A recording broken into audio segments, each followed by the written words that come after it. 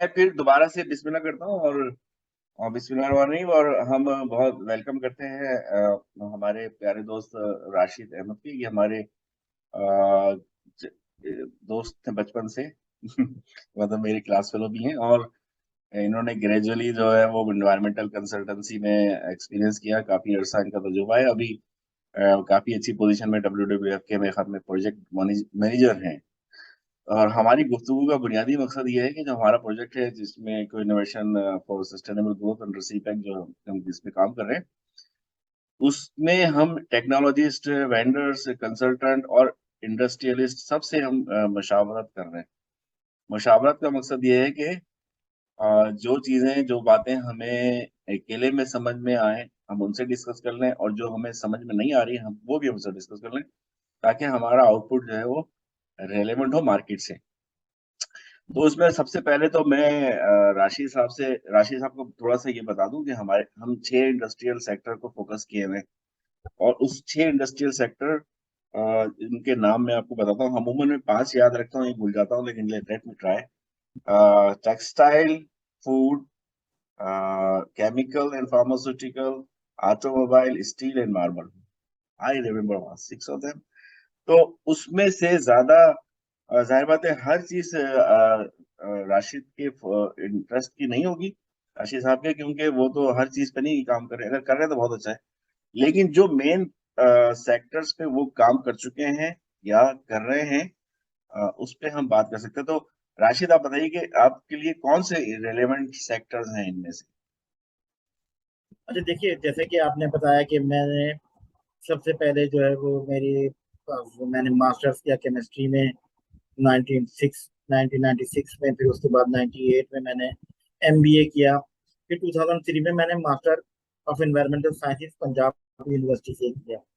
वो दो मेरी कराची यूनिवर्सिटीज और वेस्टर्न यूनिवर्सिटी की डिग्री हैं, जबकि ये जो मेरी एनवायरमेंटल साइंसेज की डिग्री है ये पंजाब यूनिवर्सिटी की है। मुझे ऑलमोस्ट जो है वो करीबन 35-33 ईयर्स हो गए हैं डिफरेंट कैपेसिटी में काम करते हुए डिफरेंट इंडस्ट्रीज में, as well as development sector में। तो मैंने जो है वो लेदर टेक्स सेक्टर में काम किया, मैंने केमिकल सेक्टर में काम किया, मैंने जो है फार्मास्यूटिकल सेक्टर में काम किया, मैंने इसी तरह से जो है वो शुगर सेक्टर में काम किया, और उसके अलावा जो है वो मैं अब इंजीनियरिंग सेक्टर में भी मैंने जो है वो डेवलपिंग सेक्टर के साथ काम किया। तो और दो के मेरा जो है वो एक्सपीरियंस थोड़ा सा वास्ट है। आपके जो है वो शायद ये मार्बल वगैरह जो है वो इसमें शायद मैंने नहीं काम किया अभी तक। लेकिन जो है वो जो फूड्स हो गई, फार्मास्यूटिकल हो गई, इन तमाम एरियाज में मैंने काम किया हुआ है। और मैं जो है वो काफी जो है वो कुछ आपको बता सकता हूँ regarding implementations and improvement in these sectors, as well as for resource conservation and as well as energy conservation. ये बड़ा माशाल्लाह माशाल्लाह आपके तजुर्बे तजुर्बे की और तालीम की अल्लाह आपको और तरक्की दे। एनर्जी और दो चीजें, बल्कि 3 चीजें हैं। एनर्जी ऑफ कोर्स हमारा कंसर्न है, energy conservation is one of the concern. I think energy, इसी से हम स्टार्ट कर लेते हैं। एनर्जी कंजर्वेशन जो है वो मैं समझता हूँ कि हर इंडस्ट्री में जरूरत होती है इसकी, और हर इंडस्ट्री के लिए कॉमन है। तो जो हम लोग अमूमन मैं और हमारे टीम वाले काम कर रहे थे वो एनर्जी कंजर्वेशन में काम कर रहे हैं। अमूमन बॉयलर की फीड वाटर की हीटिंग के लिए या ब्लो डाउन को यूज करने के लिए, कंडेंसेट रिकवरी के लिए। इसके इसके अलावा आप किसी कोई ऑप्शन अगर हमसे डिस्कस करना चाहें, जैसे फॉर एग्जांपल को जनरेशन के या दूसरे जो इंडस्ट्री में आपने इम्प्लीमेंट करवाए हैं या हो रहे हैं या रिकमेंड करते हैं, या उसके टेक्नोलॉजी वेंडर्स हैं, पहले अच्छा, से शुरू कर। देखिए, जो एनर्जी कंजर्वेशन से मुतालिक सिर्फ ये लोग कहते हैं कि जनाब ये अगर सिर्फ हम बॉयलर्स पे जो है काम कर लेंगे तो एनर्जी कंजर्व हो जाएगी। सिर्फ एनर्जी कंजर्वेशन कंजर्वेशन ये ही नहीं है कि आप बॉयलर्स पे काम करें, बल्कि एनर्जी कंजर्वेशन ये है कि आपने उन एरियाज को आइडेंटिफाई करना है जहाँ पे एनर्जी कंज्यूम हो रही है, और फिर उसकी जो ऑप्टिमल यूटिलाइजेशन करनी है, जिसकी वजह से आपके जो है वो एनर्जी जो है वो कंजर्व हो सकती है।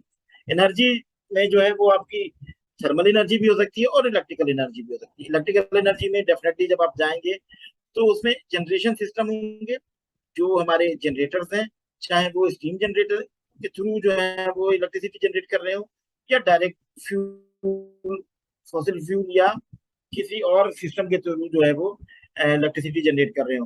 तो बहुत सारे ऑप्शंस हैं अवेलेबल हमारे इलेक्ट्रिकल सेक्शन में भी, और इसी तरह से थर्मल सेक्शन में। जैसे आपने फरमाया कि बॉयलर में जो है वो बॉयलर फीड वाटर का अगर टेम्परेचर हम इंक्रीज कर दें जो फीड से पहले, तो डेफिनेटली हमारे बॉयलर की एफिशिएंसी बढ़ जाएगी। फिर इसी तरह से बाहर जगहों पे सिर्फ बॉयलर फीड की नहीं, बल्कि हमें एनर्जी जो हॉट एयर है, अगर उस हॉट एयर को जो है वो हमने यूटिलाइज करें उसमें अपने बॉयलर में, तो उससे भी जो है वो हमारी एनर्जी और हमारी बॉयलर की एफिशिएंसी बढ़ जाती है। फिर इसी तरह से अगर हम अपने बॉयलर्स पर ऑक्सीजन ट्रिमिंग करें, यानी जो रिक्वायरमेंट के मुताबिक, यानी एयर फ्यूल रेशियो जो है, अगर वो हमारा ऑप्टिमल होगा, यानी कि डिफरेंट फ्यूल के लिए डिफरेंट होता है, अगर ये ऑप्टिमल होगा तो फिर हमारी जो है वो एफिशिएंसी और बेहतर हो जाएगी, और उसकी मैं वजह से आपको एक मिनट थोड़ा सा बहुत मुदाखला करूँ। This is very interesting. Oxygen या fuel fuel air ratio, fuel air ratio की जो ऑप्टिमाइजेशन है, अगर नहीं है ऑप्टिमम, तो ये आपको कैसे पता लगता है कि ऑप्टिमम नहीं है? उसकी इमिशंस को करते हैं देखिए, या कैसे?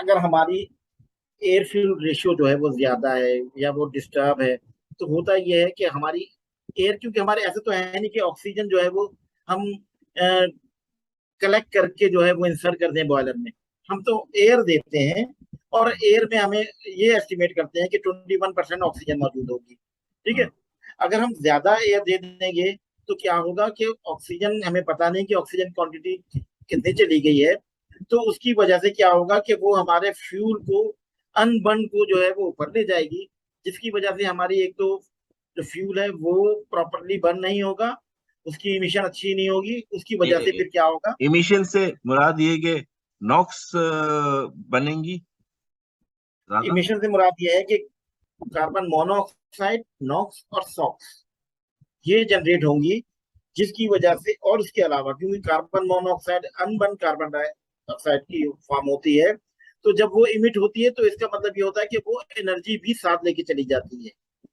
तो उसके लिए भी जो है वो हमें ऑक्सीजन ट्रिमिंग करना होगी, ऑक्सीजन प्रॉपरली जो है वो मैनेज करना होगी, कि ताकि एयर का जो रेशियो है वो सही जाए, और हमारे जो है वो उसको, ठीक है।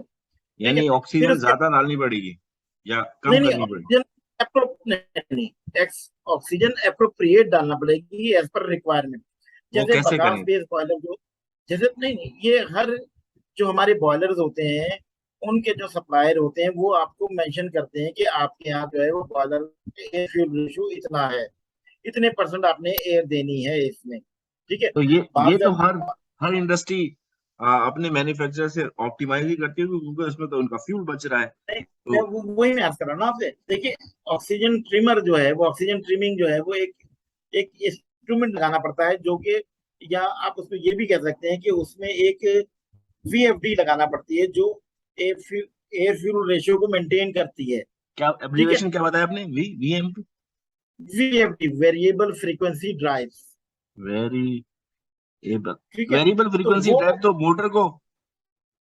हाँ, वो बिल्कुल, ये जो एयर पंप एयर जो है, वो ऐसा तो नहीं है कि हम किसी टुकनी के से फेंक रहे हैं, वो किसी मोटर के थ्रू ही जो है वो सक कर समझ रही गया, है वो तो हवा। वेरिएबल हम कर जिस, लेंगे।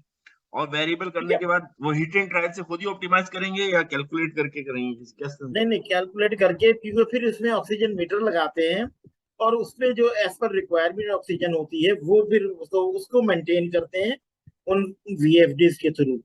तो उसकी वजह से भी जो है वो उनकी बेहतर हो जाती है। फिर इसी तरह से जो कंडेंसेट रिकवरी है हम्म। हमारे, जैसे हम जब जो वो जगह, वो प्रोसेसेस जिनमें स्टीम इस्तेमाल होती है, हम्म। अगर हम उन स्टीम्स को, क्योंकि स्टीम एक सर्टेन टेम्परेचर के बाद अपने लेटेंट हीट रिलीज करने के बाद वो हम्म।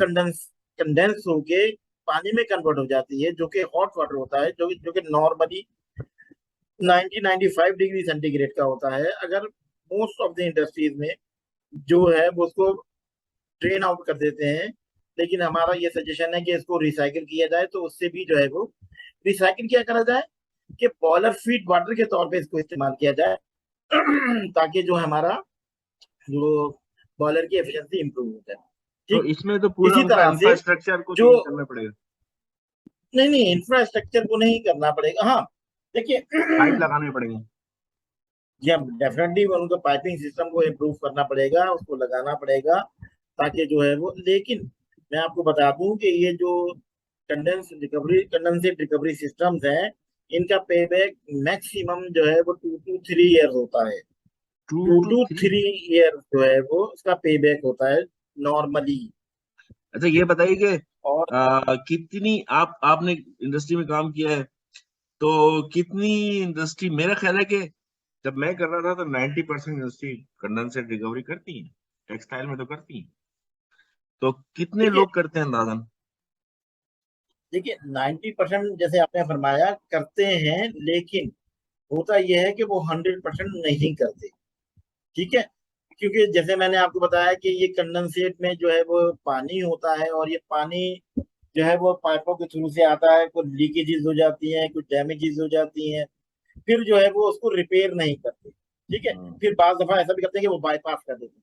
जब भी आपने देखा होगा टेक्सटाइल इंडस्ट्री का वेस्ट वाटर जो है वो mostly 50 more than 50 degree centigrade होता है। उसकी वजह यही होता है कि उसमें कंडेंसेट जो है वो आ रहा होता है, या फिर वो प्रोसेसेस जिनमें हम हीट इस्तेमाल कर रहे हैं उनको डायरेक्टली ड्रेन कर देते हैं, विदाउट जो है वो ट्रांसफरिंग और exchanging the heat by heat exchanger. यहाँ पे एक और सवाल मेरा आ गया, जो हीट एक्सचेंजर है। अभी क्योंकि मैं कल बैठा हुआ था साइट पर, तो वहां पे साइट के जो एक अहदेदार हैं, वो उनकी अपनी टेक्सटाइल मिल है और बहुत बड़ी टेक्सटाइल मिल है। तो मैंने उनसे डिस्कस किया कि यार ये हीट एक्सचेंजर लगा दें, जैसे टेम्परेचर अगर 70-80 डिग्री सेंटीग्रेड है कोई प्रोसेस का, तो इस हीट एक्सचेंजर लगाना है तो बॉयलर फीड वाटर को गर्म कर लेंगे। तो वो कहने लगे यार मैंने बहुत तजुर्बे किए हैं, लेकिन वो जंग लग जाता है उसमें, उसमें एसिड होता है, उसमें और केमिकल होते हैं, दे दे करोड एवरीथिंग। तो मुझे कहने लगे यार लेकिन फिर आप देखें अगर कोई हमें मटेरियल ऐसा बता दें, ऐसा सिस्टम बताएं जिस जो जो जंग ना लग रहा हो। तो आपने ऐसा इम्प्लीमेंट किया है कोई ऐसा सिस्टम? देखिए हमने बहुत सारे जगहों पे इम्प्लीमेंट कराया है। उनको ये बताया गया है, क्योंकि देखिए जब जो एसिड वाले या जो इनके हाई पीएच या लो पीएच के जो हमारे ड्रेन्स होते हैं, उनको जो है वो हम स्टेनलेस स्टील के थ्रू पास आउट करते हैं। स्टेनलेस स्टील में जो है वो कंपैरेटिवली माइल्ड स्टील के जो है वो लॉन्ग लास्टिंग होते हैं, कोई ऑल्दो खास कि ग्रेड उसकी होता है? स्टेनलेस स्टील के ग्रेड भी होते हैं ना इसके? हाँ ग्रेड तो होते हैं डेफिनेटली, लेकिन इस वक्त मुझे ध्यान में ग्रेड नहीं है इट्स कि ओके, कौन सा it's grade. No problem, let's go on. So stainless steel जी एक मटेरियल है, इसके अलावा कोई और हाँ, मटेरियल? इसके अलावा जो है फिर हम जो है वो दूसरे लेकिन फिर तो अगर दूसरे मटेरियल से जाएंगे तो वो बहुत ज्यादा कॉस्टली हो जाते हैं, जिसकी वजह से जो है वो लोग मोस्टली जो है इस्तेमाल करते हैं माइल्ड स्टील। और माइल्ड स्टील की तो आपको पता ही है प्रॉपर्टी ये है कि वो एसिडिक कंडीशन में या बेसिक कंडीशन में ऑक्सीडाइज हो जाता है, और फिर जो है वो आयरन ऑक्साइड की शक्ल में मिलके वो जंग करके थ्रू बाहर चल जाता है। तो वो हम्म। इस तरह की सिचुएशन हो जाती है। लेकिन जो है वो अगर हम स्टील के जो है वो ट्यूबिंग के थ्रू जो है ये करें, एक क्योंकि अब रीइंफोर्स, जो, मैं जब काम करता था तो वो रीइंफोर्स पॉलीमर की लाइनिंग कर देते थे, तो लेकिन वो तो हीट के लिए भी इंसुलेट हो जाएगा, वो तो गलत हो जाएगा। नहीं हाँ, वो वही मैं अर्ज कर रहा हूँ कि अगर हम री फाइबर की जो है लाइनिंग करेंगे, तो उससे क्या होगा कि उसमें हीट ट्रांसफर की जो हम्म। डेल्टा टी का कैपेसिटी है वो भी कम हो जाएगी। तो वो जो हमारा पर्पज है वो सर्व नहीं होगा। हम्म। तो ये वजह है कि उसमें जो है वो हमें इसकी मेटल ही जो है वो यूटिलाइज करना पड़ेगी। सही। इसके इसके तो समझ गया मुझे, ये हीट एक्सचेंजर का आइडिया मैं शायद मैं वन ऑफ द एनईसी में पहले जब मैंने काम किया था 2001-2002 में, तो मैंने उस पर वर्क किया था।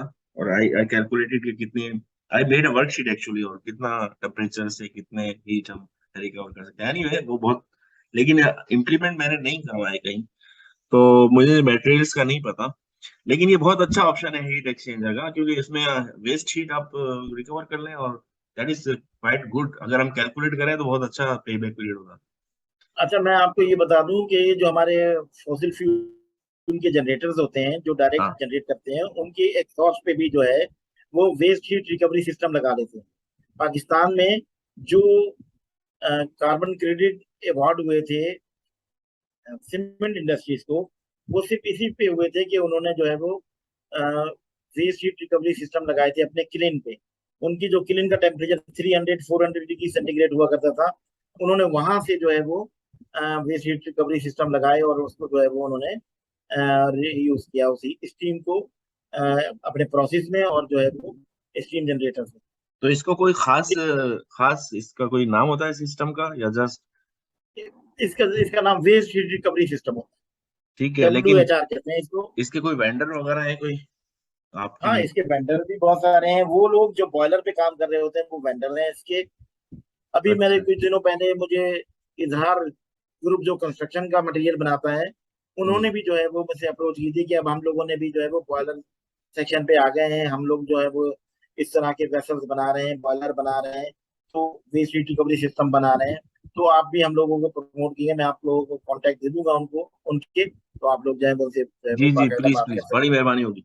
ये हैं। जी। बहुत, ये मैं खुद समझता हूँ, हाँ, बल्कि हमने कई कई मर्तबा सजेस्ट भी किए हैं, लेकिन वी जस्ट सजेस्टेड कि वेस्ट रिकवरी सिस्टम लगाएं और उससे कम हो जाए, फॉर फॉर नहीं, अब बहुत सारी टेक्सटाइल मिल ने जो एक्सपोर्ट ओरिएंटेड हैं, उन्होंने अपने जो जनरेटर्स हैं उन पे वेस्ट हीट रिकवरी सिस्टम लगा दिए हैं।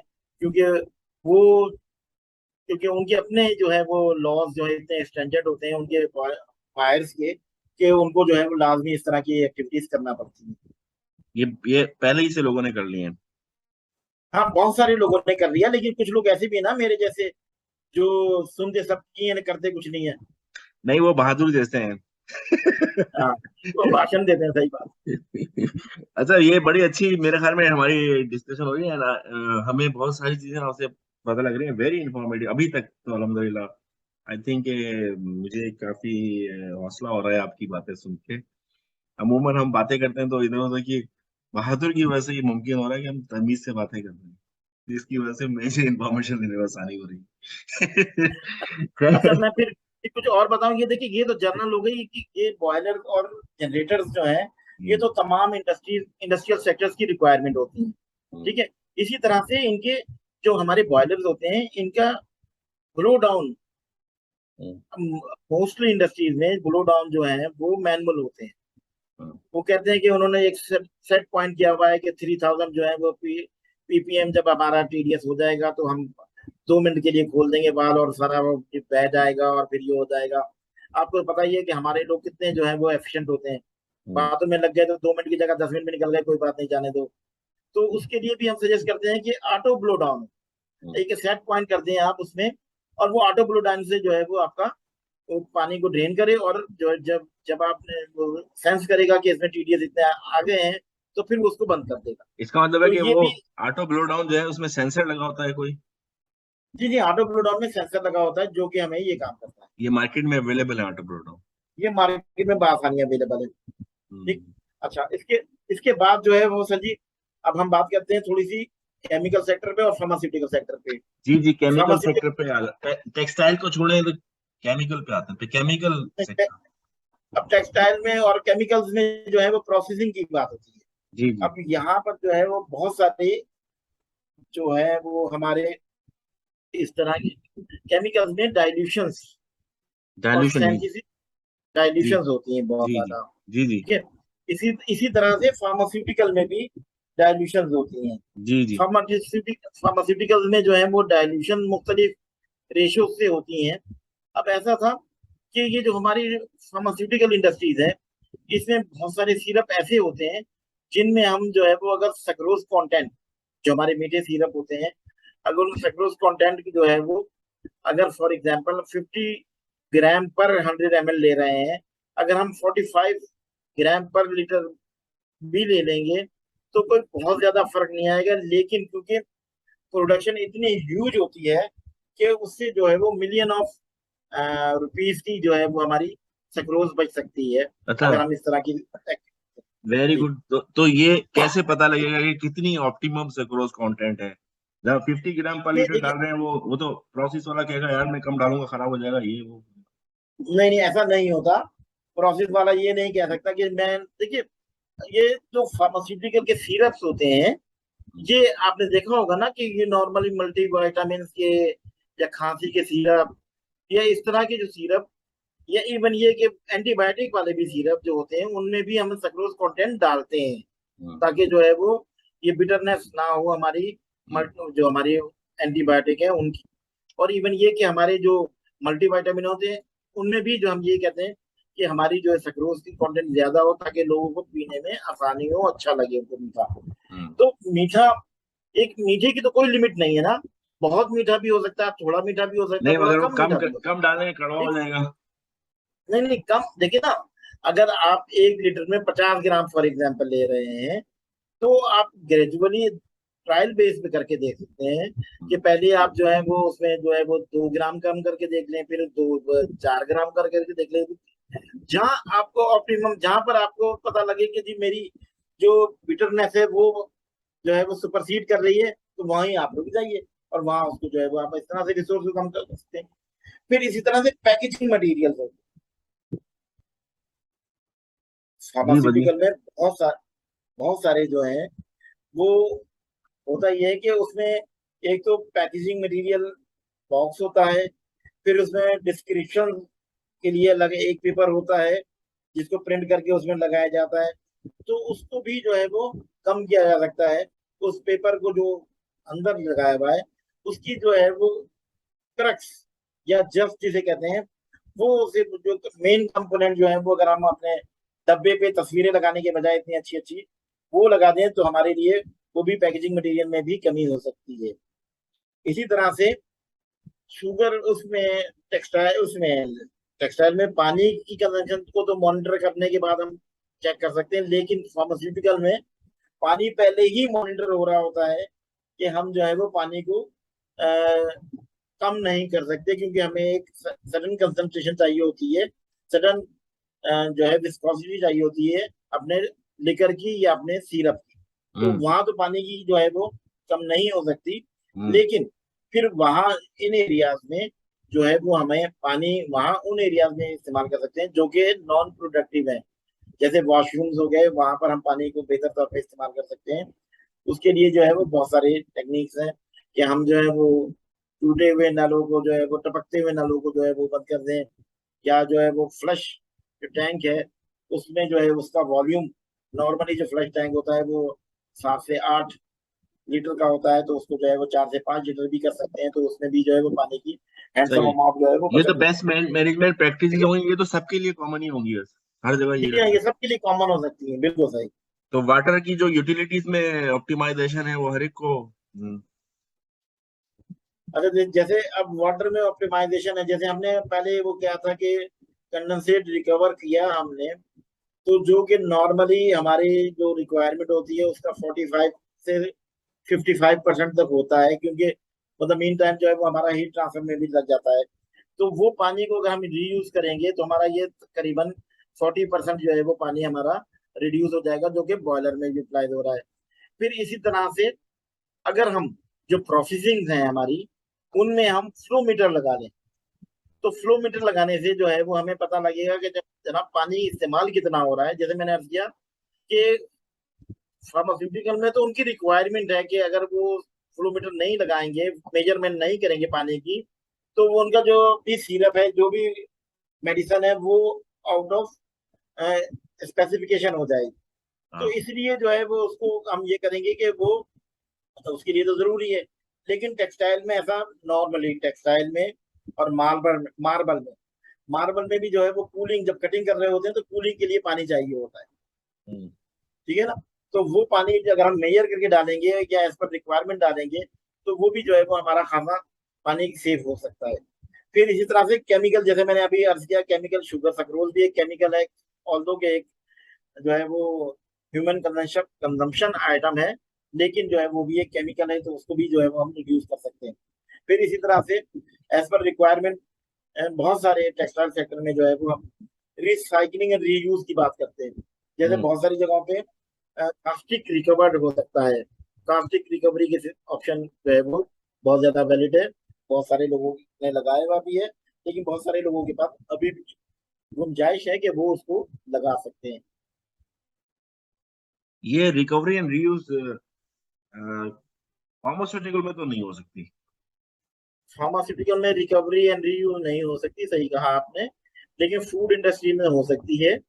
फूड इंडस्ट्री में ऐसा हो सकता है कि जैसे कि अब अगर आप ऑयल इंडस्ट्री की बात करते हैं, तो ऑयल इंडस्ट्री में होता यह है कि वहां से जो हमारा जो हम फिल्टर करते हैं ऑयल को, जब हम पास आउट करते हैं अपना जो कलर कार्ड से, या जो है वो उसकी ब्लीच करके जब उसको हम रीयूटिलाइज करते हैं, तो उस वक्त जो है वो कुछ ऑयल जो है वो नीचे गिर जाता है, तो उसको भी रिसाइकिल कर सकते हैं और उसको भी जो है बाकायदा हम प्रोसेस कर सकते फूड हैं। इसी में। तरह से जी हाँ, फूड में जो ये फूड से मुराद ये है हमारी, मैं ऑयल इंडस्ट्रीज की बात कर रहा हूँ, ईडेबल ऑयल की बात कर रहा हूँ, या जो है वो मैं घी इंडस्ट्री की बात कर रहा हूँ, या फिर मैं बात कर रहा हूँ वो इंडस्ट्री जो कि केचप और मायोनीज और बाकी ये चीज बना रहे हैं।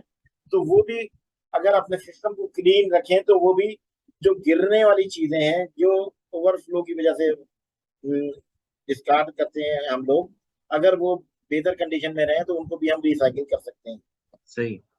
इसी तरह से हाँ जी राशिद, एक मिनट, हमारे पास 10 मिनट इस मीटिंग के लिए, लेकिन after then it will be, we will log in again, so I will send you, so you continue. अच्छा ठीक है। तो इसके बाद जो है वो हम ये कर सकते हैं, फिर घी ऑयल इंडस्ट्रीज में भी यही सूरत हाल है कि हम वहां पर भी जो है वो मुख्तलिफ ब्लीचिंग, वहाँ तो क्योंकि डीऑड्राइजेशन ब्लीचिंग सिस्टम होते हैं, जब ब्लीच कर या सोनिफिकेशन कर रहे होते हैं, जब हम उसमें से जो है वो सोप को अलहदा कर रहे होते हैं कास्टिक डालने के बाद, तो उस वक्त जब हम ड्रेन करते हैं उस सोप को जो कि वहां मौजूद होता है, तो उसके साथ कुछ ऑयल भी जो है वो ड्रेन हो जाता है, तो उस ऑयल को भी हम रीयूज कर सकते हैं रिकवर करने के बाद। तो उसको अच्छा, उसको ऑयल, और इस ऑयल मेरे ख्याल में हम स्कीमर यूज करते थे, ऑयल स्कीमर वहां पे लगते हैं। नहीं, ऑयल स्कीमर होते हैं वहां पर, क्योंकि होता यह है कि ये ऑयल जो है वो सरफेस पे आ जाता है, बाकी रिमेनिंग जो हमारा सोप होता है वो नीचे चला जाता है। हम्म। तो हम उसके उस स्कीमर के थ्रू जो है वो उसको हम अलहदा कर सकते हैं और फिर उसको जो है वो रीयूज कर सकते तो ये हैं। ये तो ऑयल हमारी स्कीमर फूड, अमूमन ऑयल ऑयल वाले लगाते हैं या नहीं लगाते हैं? नहीं मोस्टली नहीं लगा। अंदाजन कितने परसेंट लोगों के पास नहीं लगे हुए होंगे ऑयल स्कीमर? जो मैंने देखा है, क्योंकि होता ये, मैं आपको बताऊं कि ये अगर वो होता है तो वो दिखाते ही नहीं है, क्योंकि ये फूड आइटम होता है। एक हमने काम किया था यहाँ पर, ये मैं आपका नाम ले रहा हूँ किसी इंडस्ट्री का, तो अगर वो समझे तो नहीं, उसको, नाम ना लें, एक्स वाई जी कर दें। एक फूड इंडस्ट्री थी साहिवाल में, उसका हमने काम किया, ऑल्दो के वो जो है वो इंटरनेशनल ब्रांड है। तो उसके यहाँ जब हमने ये सजेशन दी और ये रिकमेंडेशन बल्कि दी कि इसको, ऑल्दो के वो जो है वो अपने जो गिरा हुआ सामान, जो गिरा हुआ मटेरियल हुआ करता था, वो उसको रीयूज करते थे, लेकिन हमने उन्हें सजेशन दी थी कि इसको कंप्लीटली रीयूज करें, लेकिन आफ्टर सम प्रोसेस हम्म। वो डायरेक्टली यूज कर लिया करते थे। तो फिर उन्होंने कहा कि नहीं यार, ये रिपोर्ट में आप ऐसा ना लिखें। हाँ, आप लिखें कि रिपोर्ट में जो है वो प्रोसेस करने के बाद आप सजेशन दे दें हमें, लेकिन जो हमारी प्रैक्टिस है वो उसको ना रेट करें, क्योंकि ये हम इंटरनेशनल ब्रांड है, तो हमारे पास जो है वो कुछ एलिगेशन आ सकते हैं। तो इसलिए फिर हमने, बहुत सारी इंडस्ट्री जो है वो इस तरह की एक्टिविटीज को नहीं शो करती हैं। इसी तरह से हमने काम किया था कराची में, जो है वो एक कैचअप कंपनी थी। कैचअप में भी यही सूरत हाल होती है कि वो कैचअप को, जो कैचअप, ऑल्दो के वो कैचअप रिसाइकिल वाला कैचअप वो उन पाउचेज में इस्तेमाल कर लेते हैं जो कि सेलोफिन फॉइल या फॉइल पैकिंग में होते हैं। जो हम्म। बॉटल्स में होते हैं वो उनको रिसाइकिल वाले नहीं इस्तेमाल करते, क्योंकि उसमें से अगर कुछ पार्टिकल होंगे तो वो नजर आ जाते हैं। तो हम्म। वो उसको, जी, तो वो इस तरह से भी हो सकता है। इसका फिर मतलब इसी वो तरह पाउच से, वाले नहीं हम इस्तेमाल किया करें। नहीं ये मैं नहीं कहूंगा कि नहीं किया करें, लेकिन उसको एहतियात से किया करें। अच्छा यार, एक मिनट राशिद साहब, ये मेरे जहन में एक इररिलेवेंट से सवाल आ गया। मेरे ख्याल में ये केचप जितने बनते हैं ना, they are hmm, made of something other than tomato, is it correct? हाँ ये करेक्ट है। ये आदतन टमाटर ही बनते हैं। वो सिर्फ इसमें जो है वो टमाटो का जो है वो थोड़ा सा पल्प डाला जाता है। हम्म। अदरवाइज इसमें जो है वो डेट्स, आलू, इस तरह की चीजें इस्तेमाल होती हैं, जो कि इसकी थिकनेस को बढ़ाती हैं, और इसकी शाइनिंग बढ़ाने के लिए इसमें जो है वो स्टार्च डाला जाता है, या उसको कॉर्नफ्लावर कह सकते हैं आप उसको, तो वो शाइनिंग लेके आता है। तो ये तो इसका मतलब है ये झूठ काम कर रहे हैं, क्यों? टोमेटो केचप तो नहीं है, दिस इज समथिंग एल्स। नहीं देखिए ना, इसमें वो लिखते हैं कि इसमें जो है वो 30% पल्प है, 15% पल्प है, 10% पल्प है, वो नहीं कहते कि 100% जो है टमाटो का है। नहीं आप नहीं, उसके वैसे मैं अपनी इंग्रेडिएंट्स सेहत देखिए। के लिए कह रहा हूँ कि हमें खाने नहीं चाहिए, ये तो बकवास चीज है यार कैसे। हाँ बिल्कुल बकवास चीज है ये तो। लेकिन ये मैं आपको फिर बता दूं कि ये, देखिए ना, हम आलू खाते हैं, हम डेट्स खाते हैं, हम टमाटर खाते हैं। हाँ ये और बात है कि हम टमाटर केचप कहने के बाद टमाटर केचप नहीं खा रहे, ये हम्म। और बात है। लेकिन जो है वो इतनी बुरी चीजें नहीं होती ये। हाँ नहीं ये यार, अगर फूड आप ग्रेड है। लो, फूड ग्रेड हाँ है तो अगर फूड लो ग्रेड, ग्रेड तो सही है, लेकिन हमें वो मोटा करेगा बस, और कुछ भी नहीं। हाँ डेफिनेटली, अगर आप उसको रोटी के साथ खाएंगे तो मोटा ही करेगा। हम्म। तो ये मैं तो खैर खाता नहीं, खैर। एनीवे, तो उसमें भी जो ओवरफ्लो होते हैं केचप, उसको रिकवर करके दे कैन उसको यूज रिकवर इट। करके रीयूज कर लिया जाता है। फिर इसी तरह से जो इडिबल ऑयल्स हैं, उनमें भी यही सूरत हाल होती है कि जो पाउचेज में होते हैं उनमें कंपैरेटिवली कंपैरेटिवली फिर मैं बात करूंगा कि कंपैरेटिवली जो लो ग्रेड होती है उनको जो है वो इस्तेमाल किया जाता है। तो आपने क्या सजेस्ट किया कि इसको कैसे ठीक करें, यानी कि जो इसको ओवरफ्लो हो ऐसे गया उसमें। ठीक नहीं, ओवरफ्लो हो गया तो इसको प्रोसेस के थ्रू ही पास आउट करें और फिर इसको जो है वो रिकवर रीयूज करें। अदरवाइज जो है वो आप जो है ये सजेशन दें कि आपने जो है वो इस तरह की सिचुएशन से काम करना है, रादर देन जो है वो कि आप उसको डायरेक्टली सिर्फ, क्योंकि आप देखें पाउचेस की जो कीमत होती है कंपैरेटिवली वो जो टिन या बॉटल्स में होते हैं उनसे कम होती कम है। होती है। नहीं, ठीक है ना, कीमत तो कम तो होती है, आप ये लेकिन ज्यादा कर अगर हम सकते हैं। अगर हम 1 किलो के पाउचेस खरीदे तो उसके प्राइस हाँ, हम ज्यादा पे कर रहे होंगे, बजाय कि 1 किलो की बोतल खरीदे। नहीं, आप पाउच खरीद रहे हैं वो उसकी कंपैरेटिवली प्राइस कम है जो कि बॉटल में है। अच्छा। तो बॉटल महंगी इसका है। मतलब है कि उनकी इवन वैल्यू ये कि जो, एडिशन हो जाएगी, अगर वो प्रोसेस करें तो वैल्यू एडिशन हो जाएगी। जी हाँ डेफिनेटली वैल्यू एडिशन हो जाएगी, मतलब नहीं रीगेन ऑफ देखिए वैल्यू हो जाएगी, एडिशन हो जाएगी, रीगेन ऑफ वैल्यू हो जाएगी। हाँ बिल्कुल बिल्कुल। ये आपने अच्छा बताया, क्योंकि इंडस्ट्रियलिस्ट तो इस पे बहुत कन्विंस होंगे।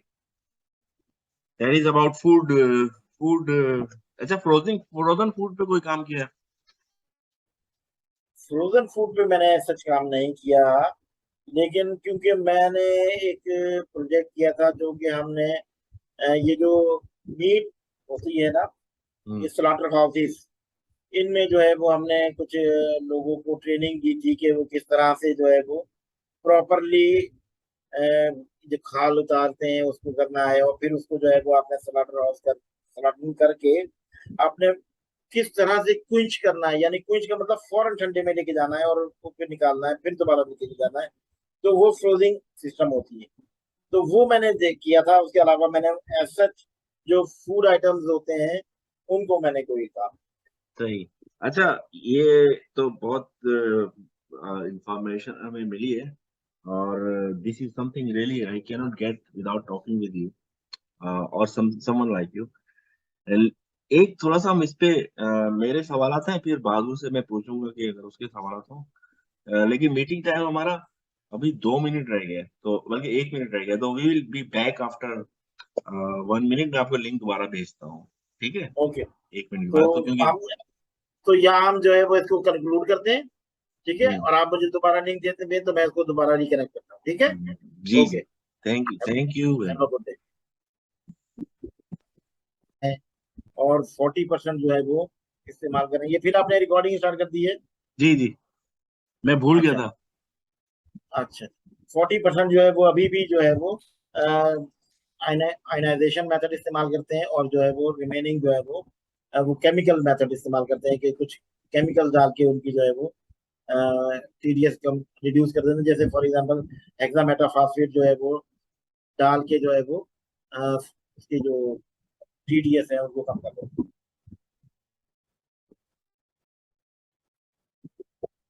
अब आ जाए वेस्ट वाटर ट्रीटमेंट पे, ठीक है ना? वेस्ट वाटर ट्रीटमेंट पे इंडस्ट्री, अब मैं स्पेसिफिक नहीं पूछ रहा, क्योंकि हाँ हर इंडस्ट्री के अलग अलग होंगे। हो सकता है कि फार्मास्यूटिकल वालों ने शायद वेस्ट वाटर ट्रीटमेंट प्लांट लगाए हुए हों, या हो सकता है केमिकल्स वालों ने लगाए हों।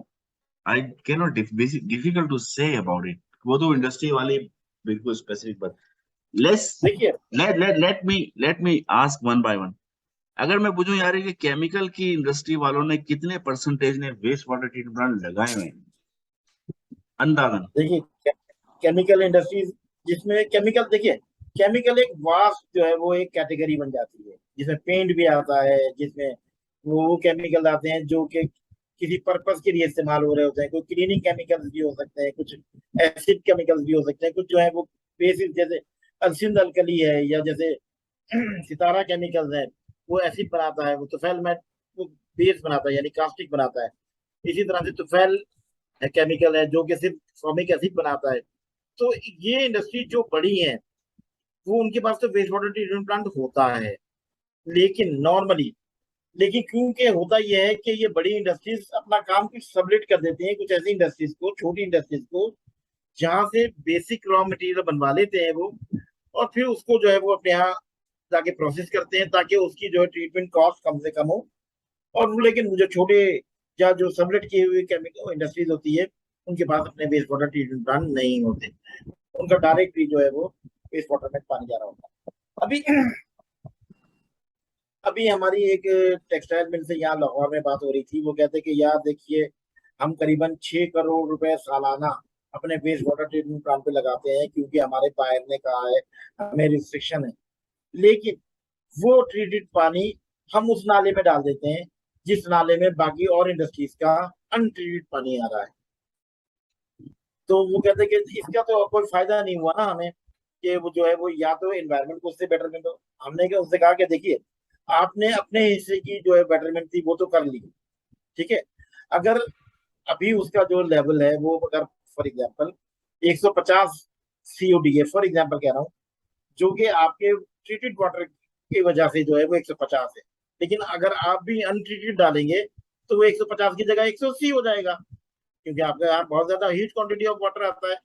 तो वो क्या हुआ कि आपने जो 15 या 30 ppm का डेल्टा था, वो आपने ट्रीट करने के बाद जो है वो वहां पर क्रिएट किया। तो इसका मतलब ये कि आप बेहतर तो हो रही है, लेकिन ये क्योंकि हमारे यहाँ कानून की जो है वो इम्प्लीमेंटेशन इतनी अच्छी नहीं है, जिसकी वजह से ये सूरत हाल होती तो है।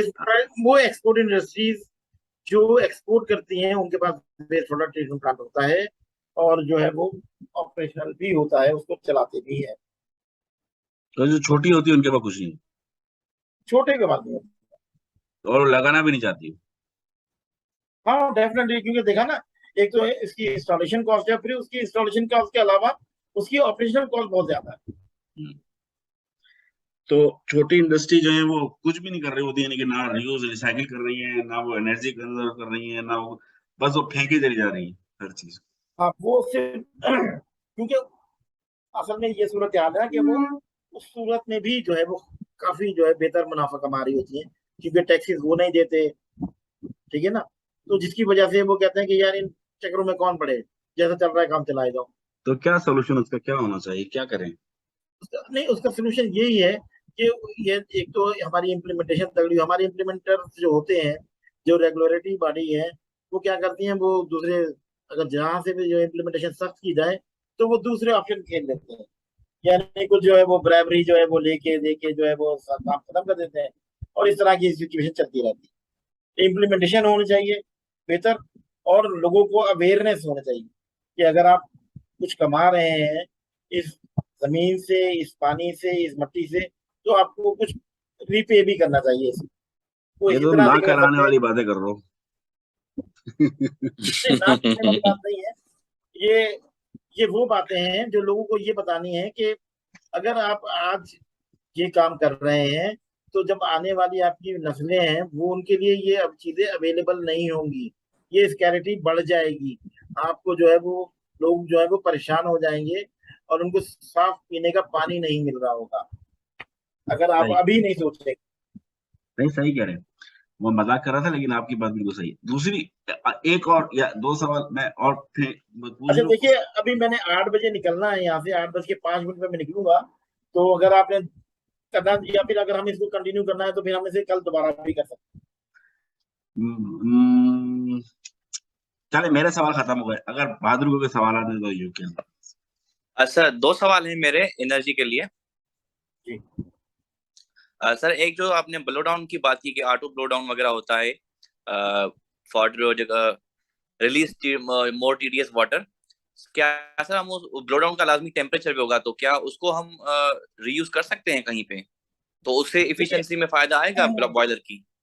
हाँ, वो बॉयलर देखिए, नहीं वो मैं आपको बता दूं, वो क्वांटिटी इतनी ज्यादा नहीं होती कि अगर हम उसकी हीट को, ऑल्दो के वो एक लोकलाइज सिस्टम को तो वो हीट दे सकता है, लेकिन उसको हम प्रॉपरली सिस्टम के थ्रू गुजार के जो है वो नहीं कर पाएंगे, क्योंकि वो उसकी क्वांटिटी बहुत थोड़ी होती है। देखिए 1 मिनट के लिए या 2 मिनट के लिए या 30 सेकंड के लिए अगर आप एक फ्लो खोलें जो कि मैक्सिमम जो है वो 30 लीटर पर मिनट भी हो, तो उसमें कितना पानी निकलेगा आपका? उसमें तकरीबन 30 लीटर या जो है वो मैक्सिमम 30 लीटर निकलेगा पानी, ऑल्दो कि उसका टेम्परेचर ज्यादा होगा, 110 से ज्यादा होगा, 130 के बिल्कुल। करीब होगा, लेकिन वो उसकी क्वांटिटी इतनी ज्यादा नहीं है कि उसको सिस्टम को हम इन प्लेस करें। और जब इन अच्छा देखिए, दूसरा ये बताऊं मैं आपको कि जो भी ऑप्शन सजेस्ट किए जाते हैं और वो इम्प्लीमेंट होते हैं, उनका कॉस्ट बेनिफिट एनालिसिस देखा जाता है। अगर वो बिल्कुल सर। कॉस्ट बेनिफिट देते हैं तो वो इम्प्लीमेंट होते हैं, अदरवाइज वो नहीं होते।